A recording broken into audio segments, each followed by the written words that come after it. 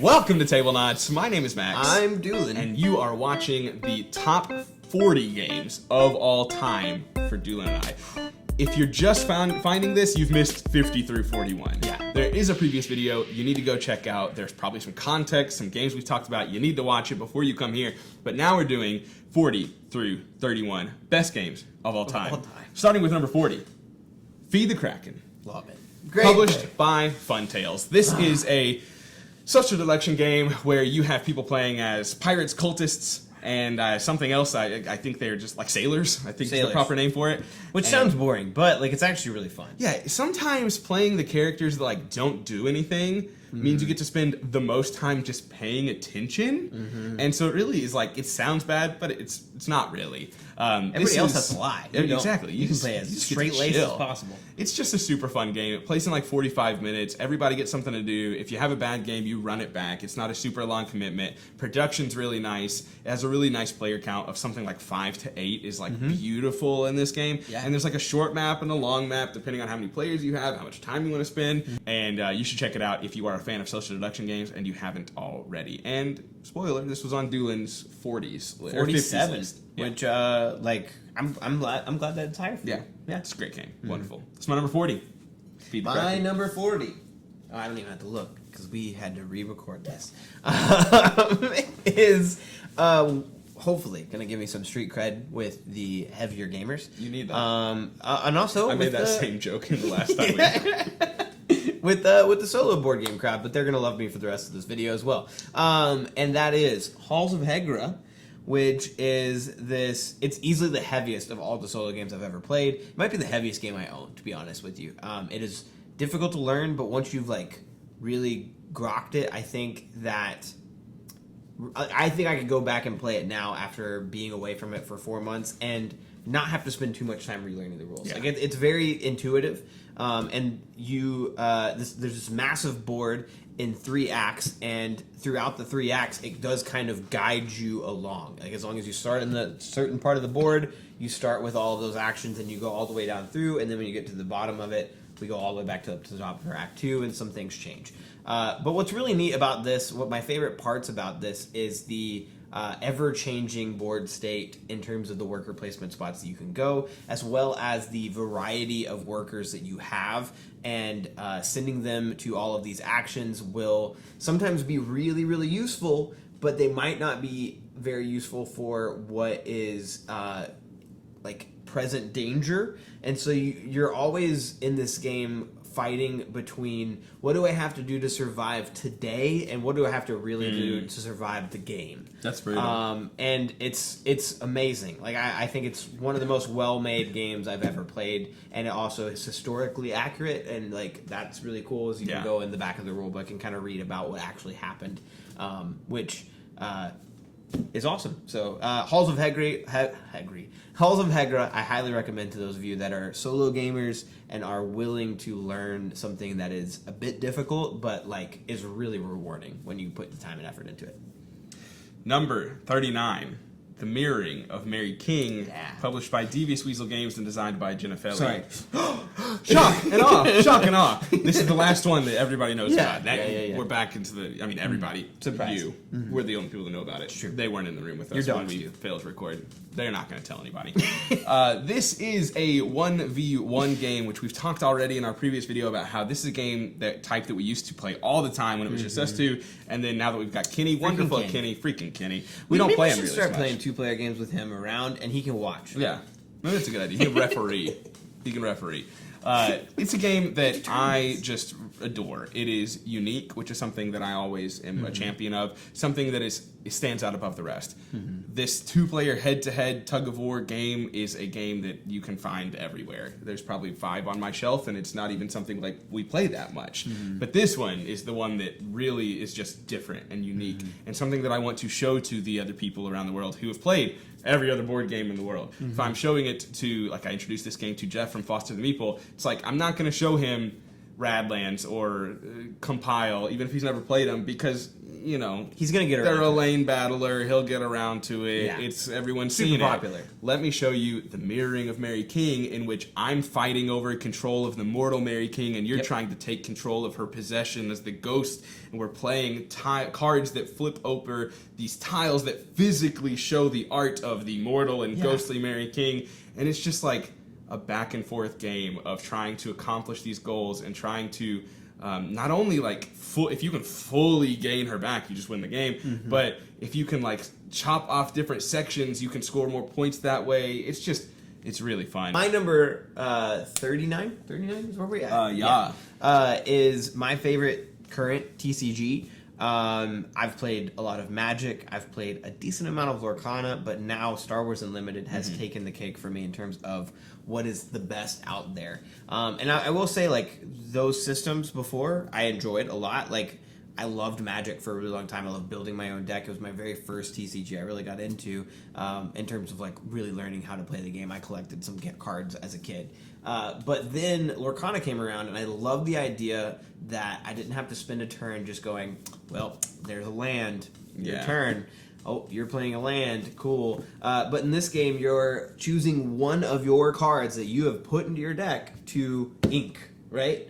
And then Star Wars Unlimited came along, and they were like, okay, well, what if we had lanes? We add in 2 different lanes, and you have heroes that after a certain amount of those cards, you can just flip over and you play basically for free. And like that's exciting because as this game goes on, it's like, okay, well, I'm getting beat over here, but what if I built up this area over here and beat you faster? Beat you faster. Or, you know, like I feel like I'm losing right now, but I'm going to get out my hero faster than Max can.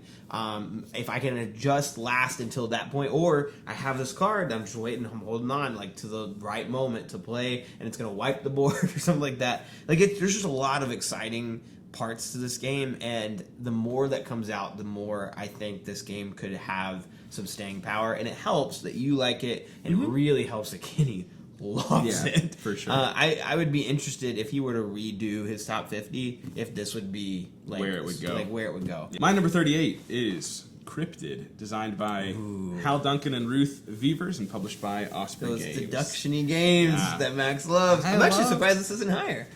There's some others, I guess, that just take the cake. But I do really love Cryptid. It's a game that I think I'm pretty good at, and I just enjoy you and Kyle, the puzzle. right? Yeah, I mean, I've never played with Kyle, but one of us would have to lose. So that's just the nature of the game. Cryptid's just super fun. I was kind of never expected anything of it, just based off like the way the game looks. So a theme like Cryptid, I'm like, ooh, that'll be a pretty game, and it's really not. It's just like colors and cubes and hexagons, but the theme is still present. You're like trying to track down this cryptid who's hiding from you, and just throughout the course of the game, there are like these moments of aha, where you're like, oh, I figured out a major thing that's really gonna finish this puzzle for me. Yeah. And it's like a race element where you're like trying to be the first one to discover this cryptid, and you need to pay attention on other people's turns because what they ask is still important for you. I just think it's just a really great game. One that I don't even own, but I've played other people's copies multiple times, and I just really love it. It's a fantastic deduction game if you're interested in that. I do think, I don't know if you've ever thought about it this way, but like we've always said awkward guess is like the clue killer. But this reminds me a bit of like why I like Clue, where you have information, I have information, and the other players have information that I don't want to give away too much of what I have. Right. But like if I ask about this and nobody says it, it's like, oh, yeah. Like, now they know something about me. Yeah. So like, there's a push and pull of like, what do I give away with the types of questions I ask too that I've not figured out because Max has won every time. I don't know that I figured that part out either. It just means I can get even better. It's super fun. Number 38. What?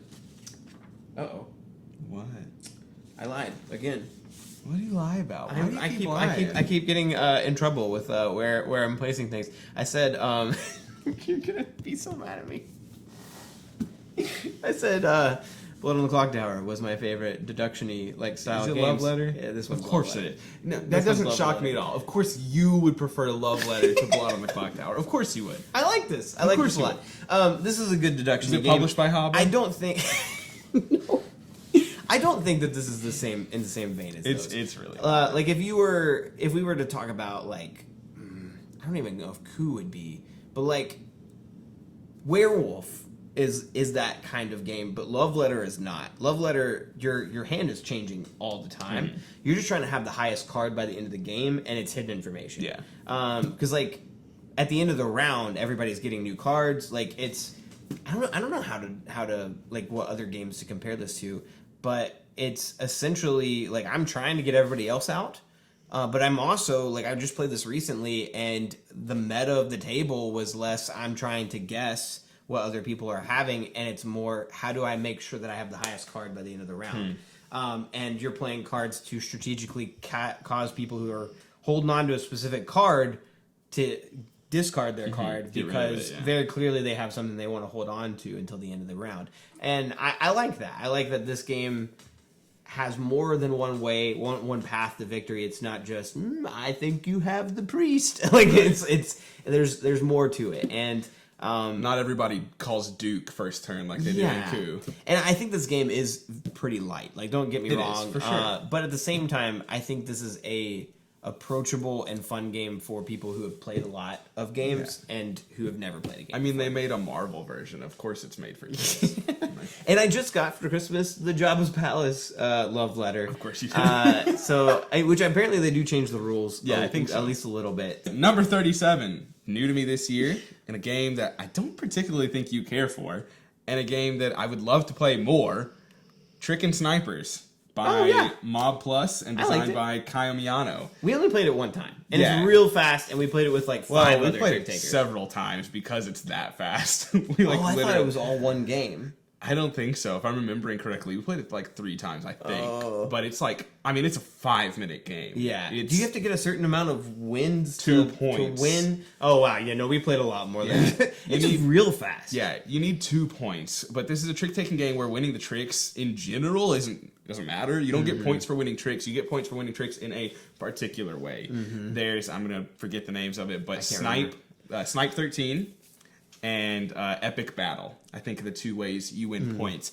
Epic Battle is just winning a trick with a champion in it, and the champions are the number 7 of every suit. So if there's a 7 and I win that trick, I get a point. Any other trick that's any other number doesn't really matter. The Snipe 13 is when you are able to play an offsuit card that with the lead, or the highest winning suit card equals 13, you actually snipe it out from under them. It's like if you play a blue 10, and that blue 10 remains the winning card until it gets back to me, and I play an off blue 3, Snipe 13, I actually win the trick instead.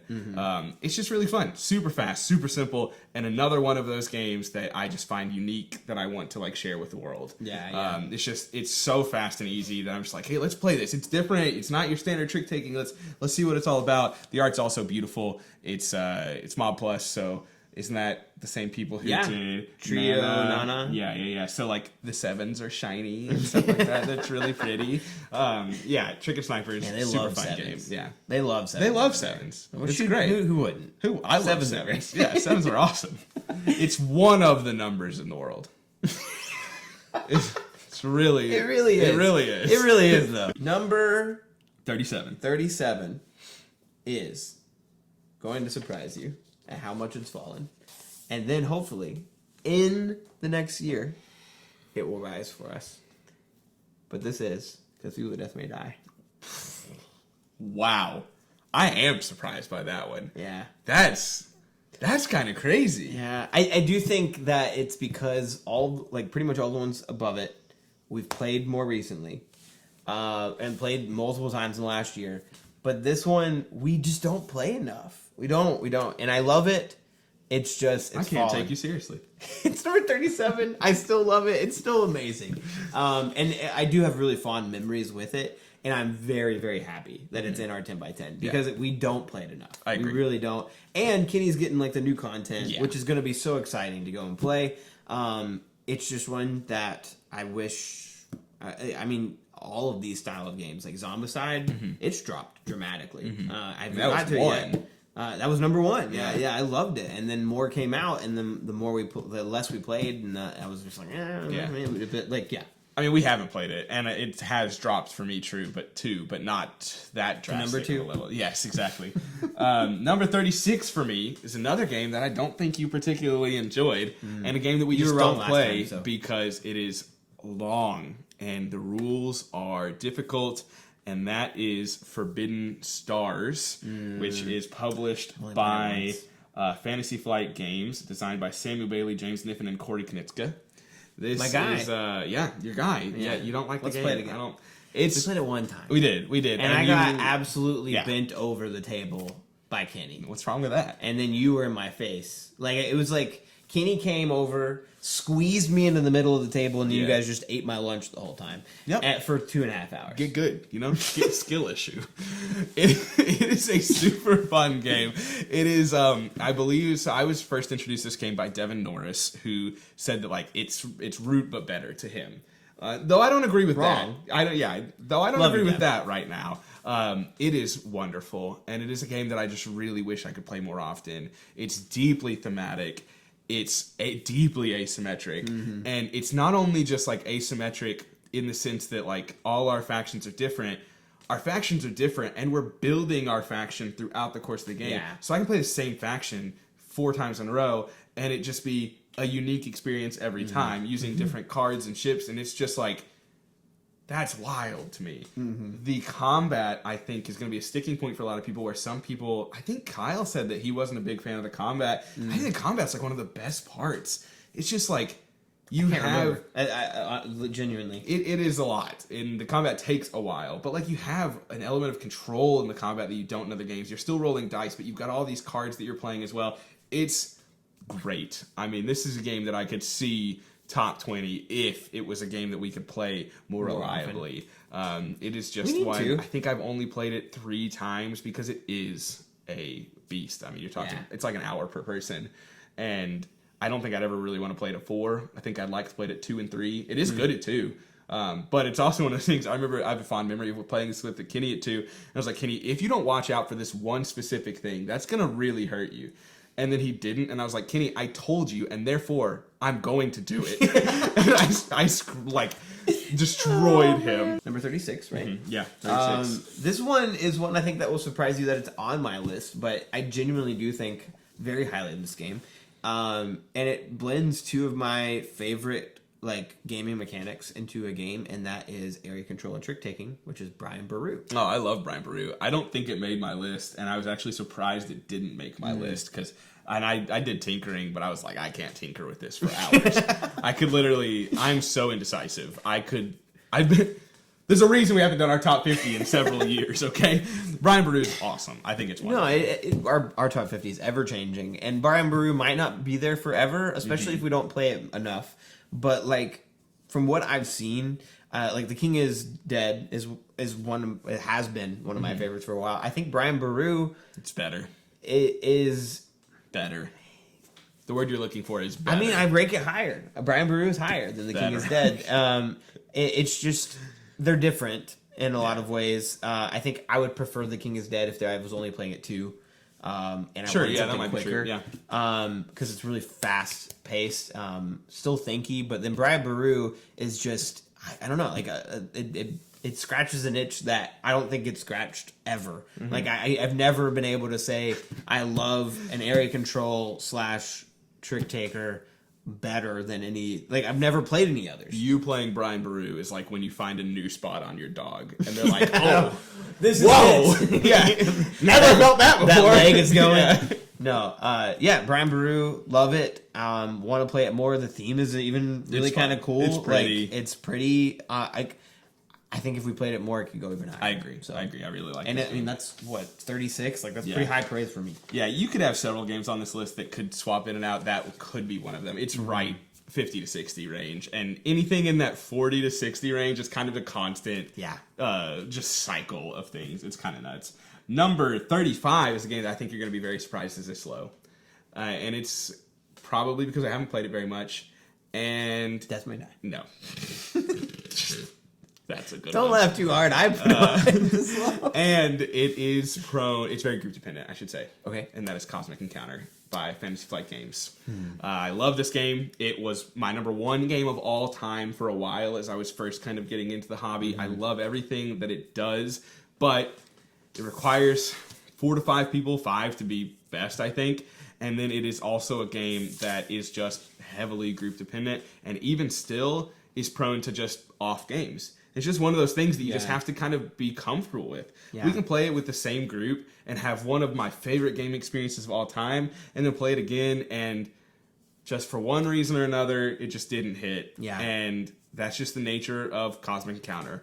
I really love it. It would, without a doubt, rise for me if it was something that we played more regularly. Yeah. But we just haven't pulled it out much, and the last time we did pull it out was a kind of off play. It wasn't a bad play, but it wasn't a good one either. Yeah. So it's been a while since we played it. We got it out, and then it didn't hit, and we're like, man, how brutal. Super fun game where it's just almost anything goes. I mean, the aliens can make it It's so fun. crazy. If you're willing to like really put yourself into this Yeah. with a group, like I've it's out of my 50, but in my opinion, like if I could play consistently with you, Jash, and Warren, One of the greatest it games. would be one of the best games Yeah. of all time. Because that we played multiple times Yeah. in that group, and it was just so fun. Imagine playing this with like Jeff, Jamie, Sam, Jash, Kyle, Kenny, like Danielle. on a It'd good be- day. Oh my god! But they were like, yeah, we want to really play. Yeah, actually take Kyle out of there. I don't think he's. Kyle doesn't want to play. I don't think he wants to play this one too much. In fact, I actually don't think Jeff and Jamie would like this game very much. I don't know if they've played it. It does not seem like a game they would love. But if they got Maybe. into it with us, maybe. Mine is a game that I would love to play with you. I have only gotten the chance to play this. That's really kind. On BGA. It's a 2-player game is the problem, again. So, like, I own this. Kenny. There's a solo mode. I played it, and I was like, yeah, the solo mode's okay. And then I played it on BGA to, like, really get, like, the experience that you want from this. And I've since fallen in love with it. I think it's amazing. This is the better version of It's a Wonderful World. It's called It's a Wonderful Kingdom. yeah, And you own it, right? You said that. Yeah. which, speaking of Devin, was nice enough to give us a copy like 2 Gen Cons ago. That was Probably like, for coverage. a busted or something like thing. He was like, "Oh, here, take this." Sorry, Devin. super nice. We're I covering need it. to. You know what? That would be an excuse to play it together true, and yeah. talk about it. But I'm talking about it here right now. This I already really liked. It's a Wonderful World, which is in the same vein as what's the game that Kenny loves. That's space themed that we used to play a lot. Where it's It's not space. nope. You're talking about it's got a roll. Race it's for got the a Galaxy. dice, yeah. I Race was for the thinking Galaxy. Roll for the Galaxy Yes. too. Yeah. But Race for the Galaxy and this Great game. and It's a Wonderful World Better than It's a Wonderful World. have these this choice that you have to make with every single thing that you're drafting, which is, do I use this card for its resource or do I use this card to score points? But in It's a Wonderful Kingdom, what I love about this, and I don't play this mechanic enough, and I openly admit that, is it's an I split you choose path. Oh, nice. And Yeah, so yeah. at the end of the round, you're still building out all of these things, and you're trying to create this sort of engine to score more points in future rounds. But at the beginning of your turn in the drafting phases, Max, I'm going to pull out cards. I have cards. I'm going to lay them out in piles to try to entice you to this one over here or this one over here. And what's that one? Roman a day. Roman a Day. Good job, Max. Which actually almost was in my top. Yeah. I love Roman a Day. But this one I love even more because I love like the nature of It's a Wonderful World in general, like the choice that you already make. But then it brings in the I split you choose. And then on top of that, each round you get to be a little sneaky. And there are cards that are bad that you don't want, that will get rid of your resources, that will count as negative points. And you can play them face up. But you also 4 times each round get to play a card face down. And so you might play a really nice card face down with a grouping of cards that are nice and put some okay cards over here in thinking like to double bluff, right? Like I'm trying to get Max to avoid this because he knows I'm putting the bad card there. And then when you choose this, I'm like, it's a good one, and I pull it over. And that's awesome. I love that. And then on top of that, that card doesn't get revealed until the end of the round. And so you don't know if the cards that you're taking that are face down are actually bad. You only know that at the end of the round when everything gets revealed, so you can't counter that like as you keep playing, as the round goes on. But as I play like certain cards face up, you might think, oh, well, that couldn't have been bad. Like, you don't know for sure. Love that. Love this game. I think that it's easily way more fun to me than It's a Wonderful World. I think maybe play It's a Wonderful World to grok like the way that plays, but then It's a Wonderful Kingdom is just better. Yeah, I don't love It's a Wonderful World. Okay. It's okay. So I'd be interested in It's a Wonderful Kingdom. I think you like I Split. You choose like I me. do. Like that's something we don't play enough. Yeah. And so I'd be interested to play it with you on BGA and see if that would be a game that you actually like. I'm sorry if it looked like I wasn't paying attention to you. You're that good. whole time, my brain was trying to come up with a joke like a Roman a day keeps the doctor away. I just couldn't do it. I was like, what does the that French was person fine. say to the... I just couldn't... It couldn't get there. Ugh. A Roman a day keeps the doctor away. I don't know. I couldn't figure it out. My number 34, Dune, War for Arrakis. Published by Simon. Designed by So Marco good. Maggi and Francesco Nepitoli. Nepitello. This is it's You played War it for the more. Ring, but it's Dune. Mm-hmm. I mean, people who love War of the Ring, We've will be never like, played it's War for the not, and I'm gonna be like, but it basically Everyone is. says it Okay, is. it basically is. You're right, it's not the same. But this is, if you want to play that, but you like the Dune IP more, or you just want to try out the Dune IP, this is the way to go. Those IPs are both IPs that I really, really love, but this is the only one I've played, and I enjoy it thoroughly.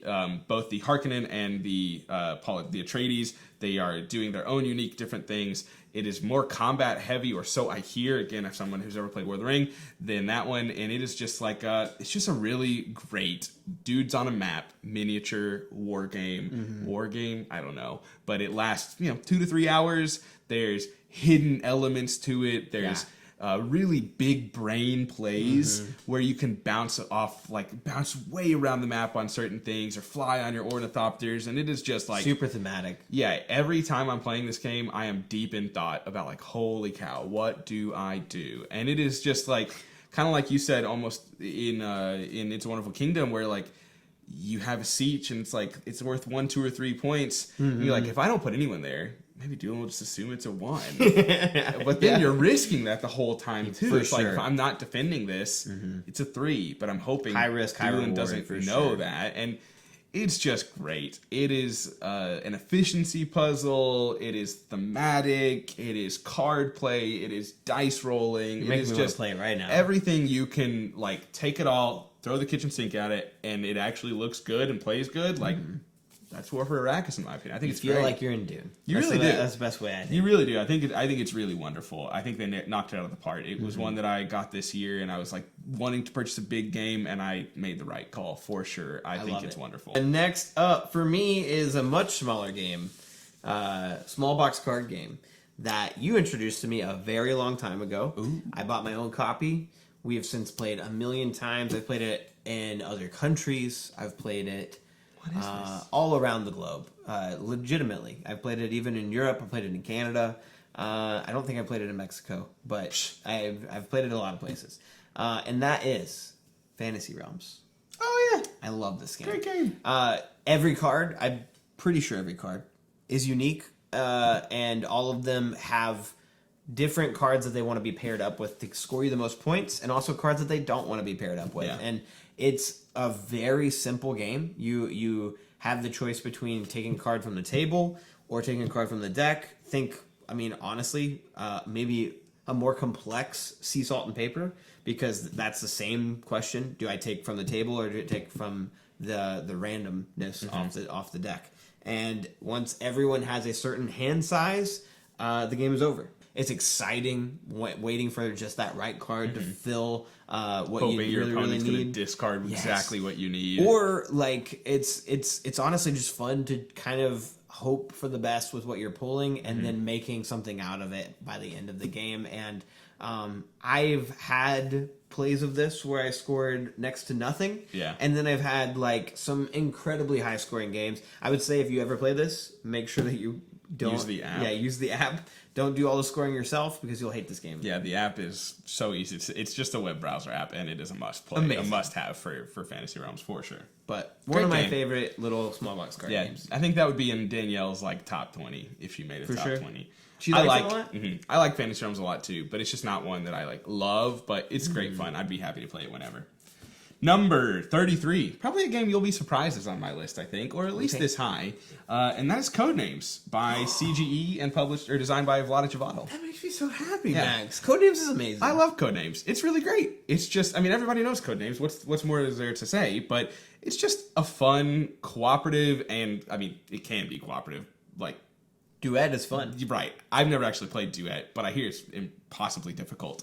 But like, it is cooperative, team-based is the right word. Team-based is the right word that I was trying to think of. Two teams. But it is just like, it's so fun. And it's a game that I have delightful memories of. It's a game that I've played both with the heaviest board gamers and with friends and family who don't touch board games ever. And it's gotten, rave results no matter what. It's a game that we've played on Codenames Live and had incredible memories of there. Fun. I very much remember when the assassin was Sunshine, I think. It was you could flip-flop the words, but the assassin was either Sunshine or Rainbow, and the clue you gave me was either Sunshine or Rainbow, and I was like, oh, well, one or the other, it's this, and it was the assassin, and I will never let you live that one down. I will say, There's no defending it. I love the way that they play this online to cause that is you have 5 seconds. Rapid, yeah. And that is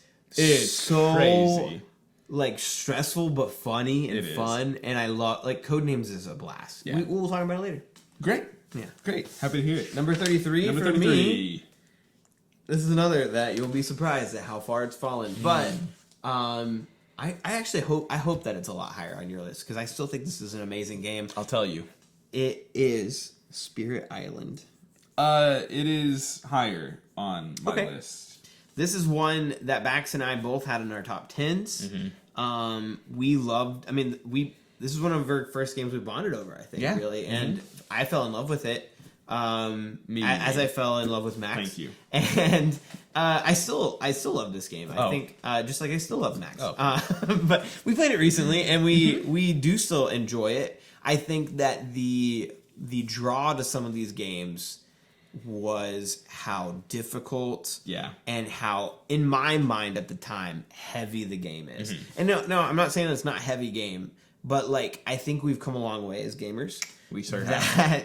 It's also not as hard. Now, we haven't played on like the higher difficulties. Yeah, we're Spirit Island babies. Which maybe we should. Yeah. And this game would go up for me again. But like I used to think the base game was like the most impossibly difficult. We thought it was so hard. Hard to understand. And then the first time we played it recently, we demolished it. We dummied those colonists, dude. Get out of here. We destroyed them.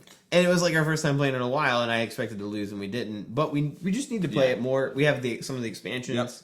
The adversaries, the scenarios, they add so much to the game. Yeah. But it's an amazing game, and I mean, it's infinitely replayable, right? Yeah. With all of the factions and stuff For you sure. can play. So you need to play it more. And I think it's dropped constantly selling and doing well. I doubt they foresee that stopping anytime soon. Probably going to be lots more spirits in our island. Number 32 for me is actually, I think, my highest game from this publisher. And not what you would have expected. You would have thought it would be flip-flopped. In fact, we did a ranking video not too long ago, and it would be different now. But it is Moonrakers by Ivy Studios. Is my the number highest? 32. Yeah, I think so. What? Unless I'm forgetting something. What? Unless I'm forgetting something. Now, I should say, What? I should say, sir, that I am not including any games that aren't released on my list. So I don't think that you've done the same thing. And that's fine. We don't need to. It's fine. Maybe. Don't worry Maybe about not. it. Don't worry about it, sweetheart. Maybe. So things like Brink, things like Tind would not be on my list for that reason alone. So for me, Moonrakers is probably the most contentious of Ivy Studios games, at least amongst the Tablenauts. I think I'm the only one who like really likes it. And you all like it, but it's not. It's not my top 50. Yeah, I just think it's so fun. And maybe it helps that I'm like okay at it, or at least I had a good experience last time because I was able to jump from 6 to 10 and win the game last time we played. But it is just like, I just have a blast with building your deck and buying the ship parts and filling your deck with agents that can allow you to have just monumentous turns where you can go from the start of the game where you're like, please, sir, can you help me go on this excursion where I need 2 damage? And then like at the end of the game, you're like, I got 4 agents, I got 8 damage, I got 6 thrusters, I got it, and you're just like going off and drawing like, you build a tree as you're drawing your cards, or you should, because otherwise it's going to be impossibly difficult to play this game. And like you start off like, oh, that's my turn, I played 1 card, and then you're just like a whole freaking Christmas tree out there, not one of the small ones, not one of the cheap ones, a whole big Christmas tree. You got the 8-10 footers. Yeah, and it just feels great. And then it feels so bad. When I was playing with you and Danielle, which is on video, it might be an unlisted video. I don't think it's public. I don't remember. I don't remember. Maybe it is. Maybe it is. Who knows? I got so screwed by Doolin and Danielle, You and just needed like one little thing, yeah, and they were fighting both of us. Yeah, I needed like a little help, and I was out of the goodness of my own heart. I was like, you all can both join me, and you're gonna get a little money out of it. Like, I don't really need you very much. We're gonna get a little money. Little did they know, they both were like, we're not gonna help at all. No, I'm not gonna help at all.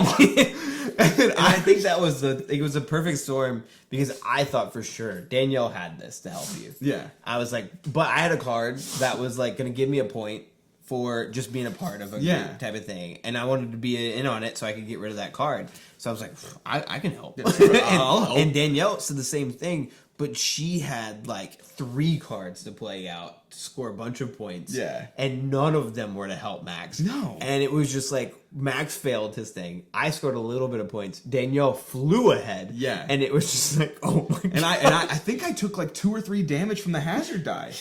Because like I didn't have any shields. And I just remember like Danielle was like genuinely sad for how much she like hurt me. It was like, I'm fine. Like I'm good. But like I was certainly like seething on the inside a little bit. And we weren't fresh friends, but like it was within a year of knowing each other. So like there was still like that.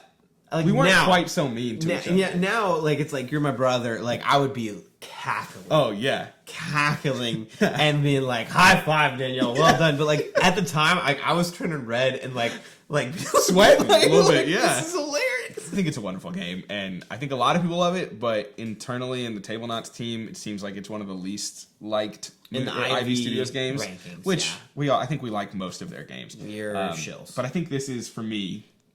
I think with some time and reflection, it's become my favorite. So number 32 for me. I don't think will be a huge surprise. It was not on my original top 20, but I don't think we had played these games yet. It is my favorite of the Eric Lang trilogy, and that is Rising Sun. No Ankh, huh? No Ankh. I thought you were a big Merge or fan. Blood Rage. Blood Rage just missed the top 50. I'm actually surprised by that one. Yeah, That's, I really like Blood Rage. That's pretty surprising. At the time of our first 3.5 years ago, I did not like Blood Rage, but that was because I played it wrong. At Gen Con on with an app. Like it was horrible. Yeah. But like Blood Rage since become one of my favorites. But I there's something about Rising Sun that I just love. And I think it's very easy to articulate in the sense that like one of my other favorite games is Tammany Hall, which did make our 10x10. Mm-hmm. I love area control mixed with some hidden information and bluffing, and also managing your resources in such a way of like, okay, I have this pool. Which areas matter most to me, and which areas do I think other people care about the most too? And Rising Sun, like, we don't play it enough. I think it might rise for me, but even our most recent play where we play with Jash and Kenny and Kyle, like this was like a year ago, still is in my memory as like a very, very fun time. Was it Jash or was it Killian? I thought Jash was there too. I don't have any Didn't memories Jash get of Jash screwed? ever. He probably did. Either Jash or Killian. Who's Jash? I don't know. I don't remember that guy. Know. But either way, I remember it was Jash because Okay. Jash fussed at you a whole bunch of times for being That like, sounds right. I have 1 point, Max. Like, why are you going after me? That sounds I don't know right. if you remember that. That sounds like him. That was him because I don't think that he got more than like 5 points by the end of the game. We were like in the 40s and he was like way back. What a there. good play. You know what? That's my number 32.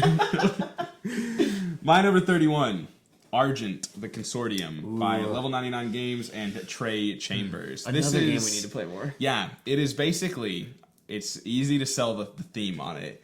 It's anime, Level 99. It's always the anime, or typically, I guess, Dead by Daylight. Time out. Leave that part out of like the selling it to people. It'll sell to some people. Maybe. Won't sell it to many, too. However, I know how to sell it to you now.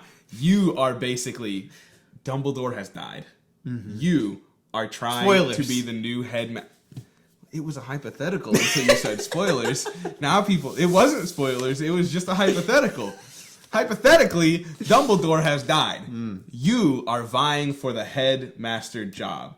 You have a panel of judges that you have to appease to. They have certain requirements that they will give you their vote if you can do the best at. However, only some of those judges are face up, many of which are face down. It's a worker placement game where you're placing your mages on different sections of the map, doing a bunch of different things, and activating their unique powers that you can innately have and also acquire throughout the course of the game that allow them to do some big bombastic turns. It's mean, it's interaction heavy, it's super fun, and I love those games with that hidden information. You can play Argent the Consortium and never look at them because everything you do is probably good. But like, if you really want to get the most points, you're gonna have to spend some time seeing what they want so you can get the Sky most is a little bit like that. Yeah, absolutely. I love the theme of this game maybe more than anything. The more I thought about it afterward, because like we're trying to become principal. Yeah. And the way that we try to become principal fighting each other. Well, we're not really. We're kind of. I mean, I'm literally shooting like missiles at you sometimes. I'm sending your students to the ward. Yeah, but you're teaching your students how to become really great magicians. That's true. And wizards. It is funny though. Like, this is like the Tri-Wizard Cup where like the headmasters of each of these schools are like, all right, these are my 5 best students. They're going to fight to the death for me. It's just like, so I can get this job. Yeah. Good luck, everybody. It's great. It's great. And I actually I know that you had said that like this is a lot of people's favorites, or like it's highly favored. I hadn't heard about it before you. So another like kind of unique game that I like to champion for sure. And I won't spoil anything else. It's a great game. Number 31 for me is one more of a nostalgia hit for at this point, even though it's only been like 4 years. No. Is that in your top 50? No. Thank God. No, nowhere near. I would have kicked you out of my home. This is, however, a pretty luck-based game, but it's also a betting game, and that is, can you guess? No. Camel Up. Oh, I love Camel Up. It was in contention for my top 52. Didn't make it, but it was, again, 50 to 70 range. Ah, man. It's one of those that, like, you don't, like, think about it enough. But when you're playing it, you're like, why do I not play this anymore? Like, this is so fun. I love it with my family. I love it with you guys. Jeff and Jamie are so fun to play this with. I think one of my best memories of this was our trip to the Gorge. And we played it on the camping trip, or the cabin trip, and with them. And it was, I love it. It's just, there's something about it that when you go back to it, you're like, I gotta bet more on these little camels racing around the map. I love it too. It's great. It's quick. It's fun. It's fast. It's just like, it is a game for me. The reason it didn't hit top 50 is just because my plays with people that have gotten into it are just astronomically better than the plays with people who are just like, whatever. Yeah. It is a game that requires, there's lots of games like that, right? Yeah. And they're all going to have high highs and low lows depending on if people get into it. When I play Strike with people that are like into it and having fun, dude, that could be a top 20 game. Yeah. Because everybody is just having a blast. The same with Camel Up. When you're yelling Camel Up and just having a fantastic, wonderful time, top 50 game, without a doubt. When you're playing it with people that are just like, the gray one moves forward 3. That's just not the same. Yeah. It's a different game. Yeah. It's a different game at that point. Yeah. Wonderful.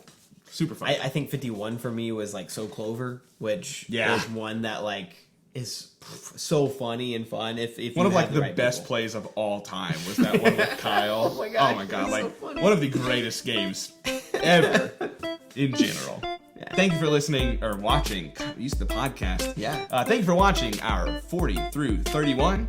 We'll see you next time for 30 through 21. Let's go.